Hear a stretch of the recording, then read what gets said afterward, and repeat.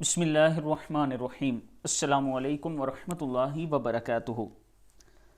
آج میں اپنے دوستوں کو وضو کے بعد آپ نے کون سا کلمہ پڑھنا ہے وہ بتاؤں گا، کون سی دعا پڑھنی ہے وہ بتاؤں گا۔ اس سے پہلے اپنے دوستوں سے گزارش کروں گا کہ مجھے یا قہار جو ہے اس کی ایک ایک تسبیح آپ دوست پڑھ کے دیں۔ جب پڑھ لیں تو اللہ تعالیٰ سے دعا کریں کہ عابد راجہ صاحب کا جو کام رکا ہوا ہے اللہ تعالیٰ اپنے کرم سے ان کی مدد فرمائیں۔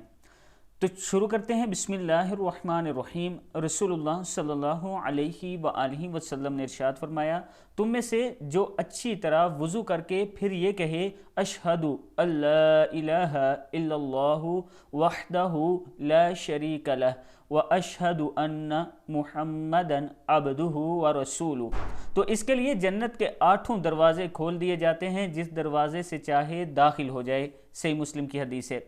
میں اپنے دوستوں سے پھر گزارش کروں گا کہ ایک تسبیح 100 مرتبہ کم سے کم آپ یا قہارو کہہ کے اللہ تعالیٰ کا یہ نام یا قہارو کہہ کے میرے لیے ضرور دعا کریں کہ جو کام میرا پھنسا ہوا ہے اللہ تعالیٰ اس میں میری مدد فرمائیں۔